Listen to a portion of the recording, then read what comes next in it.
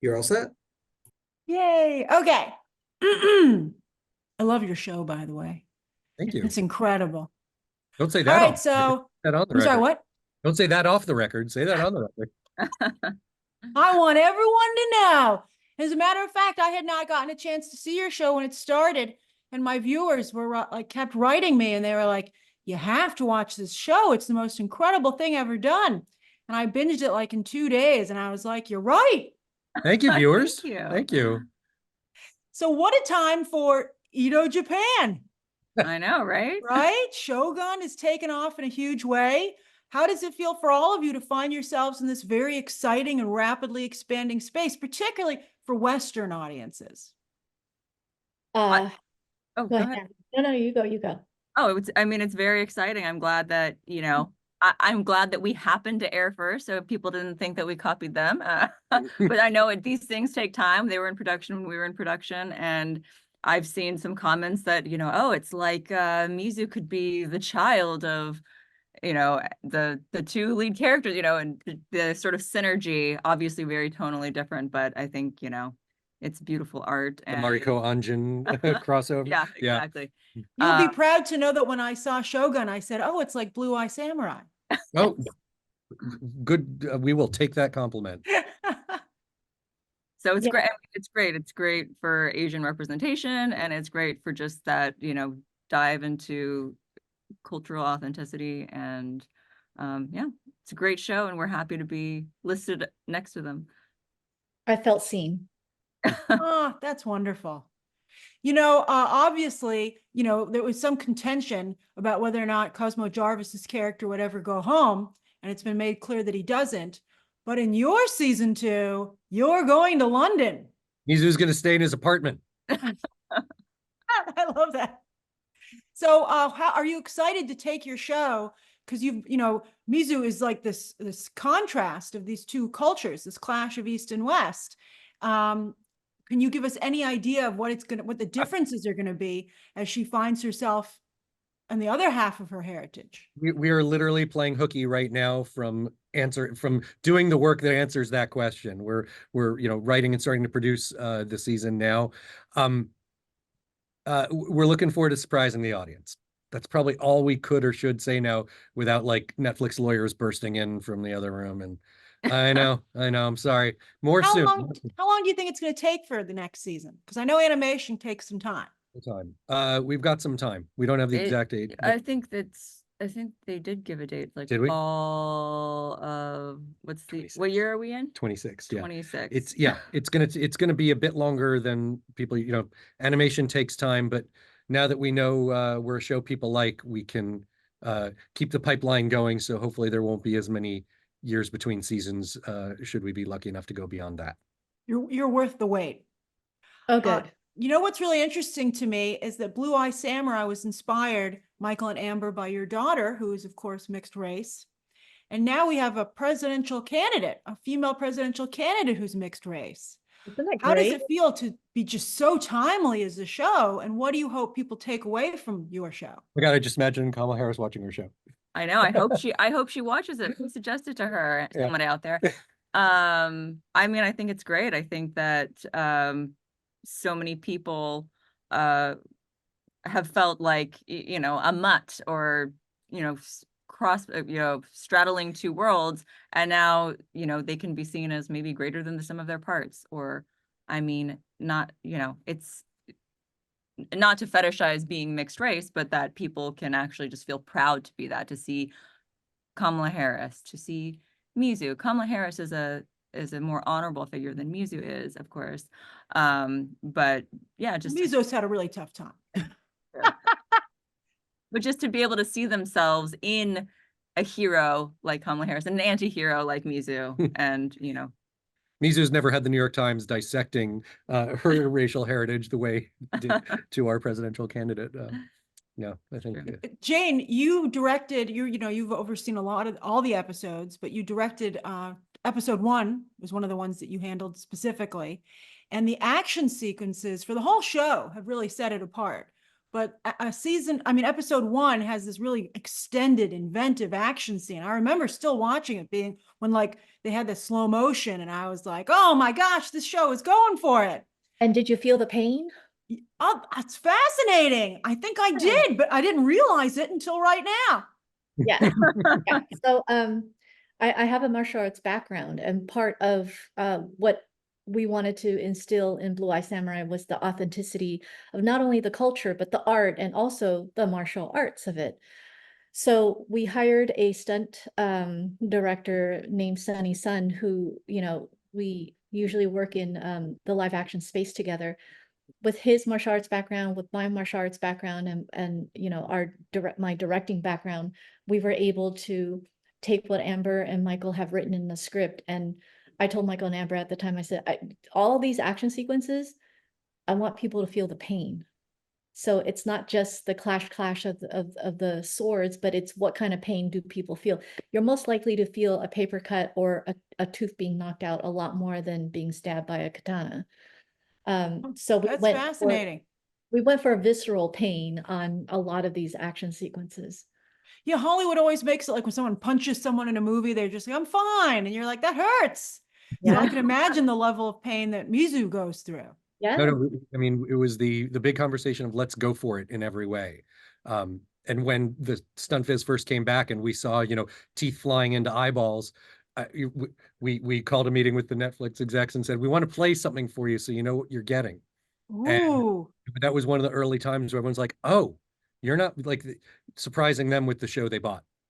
Are you surprised, all of you, with how far Netflix let you go? Like in Yes. every way? It's a very adult show. It's Yeah. funny because Jane's always surprised, like she's waiting for the other shoe to drop. Yeah. And you know, we have really great partners there. We love working with them from day one.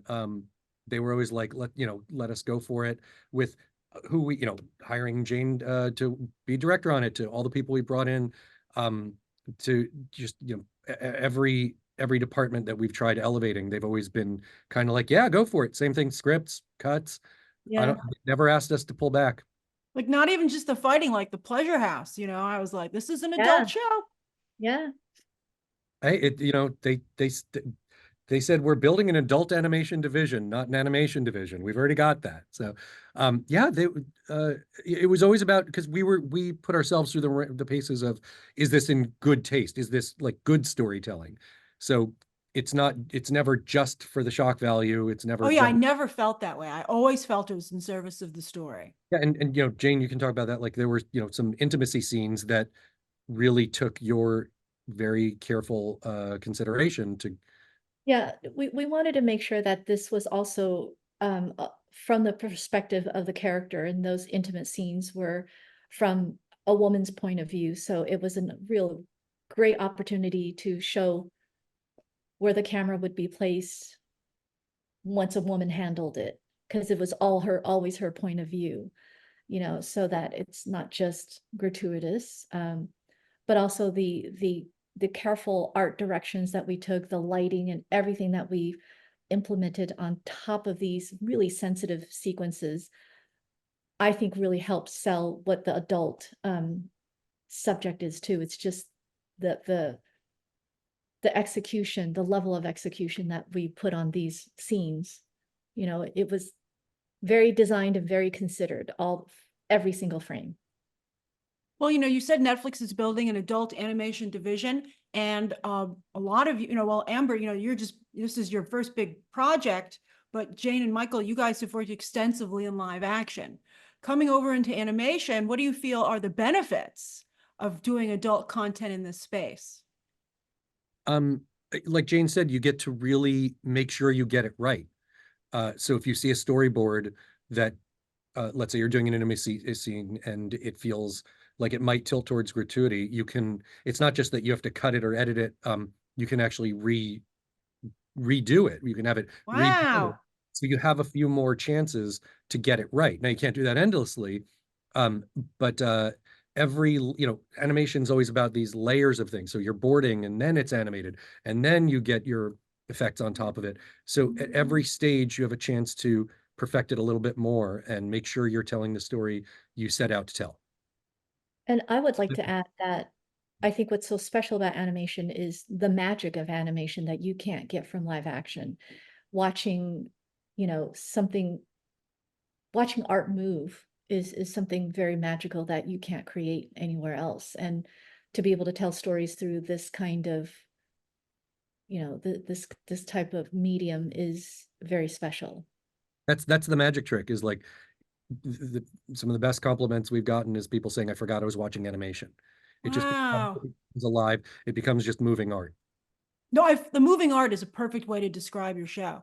I also wanted to say, you know, a lot of people have been complaining about these, well, not complaining, but they complain about the live action shows only being about 30-minute episodes, you know, and then a lot of animation is just 30 minutes, but you guys are like a live action drama with 45 minutes to 1 hour episodes. What made you want that length, and how were you able to get it?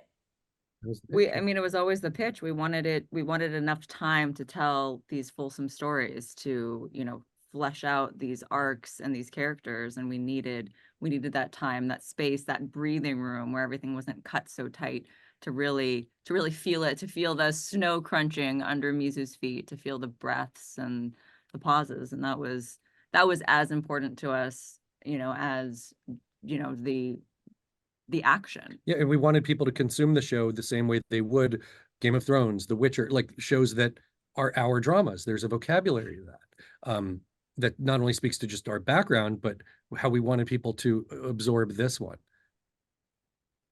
I couldn't agree more. I think you really do fit in that space. So you won 6 Annie Awards, every single category you were nominated in, you took it home, and now an Emmy nomination. How did it feel to get that news? That was very exciting. We weren't expecting it. Not at all. Really? You know, it's a space that's been dominated by some, you know, perennial favorites, and so we didn't know if we fit in that box. We didn't know what box we fit in, really. So it was a great honor and a great surprise to be included. Yeah, And, it's you know, one of the things about being on streaming is you don't actually know how many people are watching your show, or you don't get the You sense. don't even know? Yeah, you get numbers, but it's not the same. It's you just That's fascinating. in the same way, and you know, when we're not really on social media, but even that, like, always, so you don't. And that was just a moment of like, oh wow, they did watch it. So it was really nice. It was, yeah. I think the second, you know, people started sending us like cosplay pictures, I That was knew the big one. something was happening bigger, you know? We got a lot of Comic-Con pictures this weekend, and I have to tell you, like, seeing people dressed as Mizu on the Comic-Con floor and Emmy nomination are like right up there. It's so Like, exciting. things You know, I that- have to say, things that you're I honored by. think your show was a slow burn out of the gate because people had to discover it. Yeah. But I think you are going to be like a really hot show when your season 2 comes around. I will do everything I can to get the word out because You I know, love it so much. that is something Netflix shared with us, is that we came out and, you know, it wasn't explosive coming out. People found it, and most shows on Netflix tend to like pop high and then, you know, find a trough. And we held and built, and it was great because they were as excited as we were. You know, Yeah, 'cause- didn't they say like this has never happened in any other show before? You know, because people, you know, because again, it's original. It wasn't based on a game, so it didn't have a built-in audience. People had to shout at each other to make the audience, and they did, and that was really exciting. It's really nice to. Wow. So the last thing I want to ask you, because my time's almost up, can you give us any teases for season 2? Because we're so hungry. We're making it. oh goodness. I know we should have had something know. ready. New characters? No, Well, yes, yeah. Are you going to have lots of new characters? There will be new characters. There probably will more be, new characters than our team. There would will like us to have. be some old characters, there will be some new characters, and they will all surprise you. And Yeah, we're not going to say interesting goodbye way. to favorites. You know, it's but good surprises to come. It's just it's early days, so. Are you going to explore UK culture at that time period to the same extent that you did? Damn it, I want. You guys are killing me. When you're done Okay, recording, last so, question. Is your daughter old enough to see the show? She is, yeah. How does she feel about it? I mean, I think it was exciting for her. It was nice bringing her to the premiere, and, you know, to know that this was inspired by her. I mean, you know, she's a teenage girl. Everything's all about you when you're 16. But in this case, she was actually right. She's like that show. It's all about me. Yeah, she must be the coolest teenager at her school. She had a couple friends who dug the show, and that she liked that. Well, congratulations. I think your work is truly extraordinary, and I'm rooting for you for that Emmy. Thank Thank you. Appreciate you taking the time.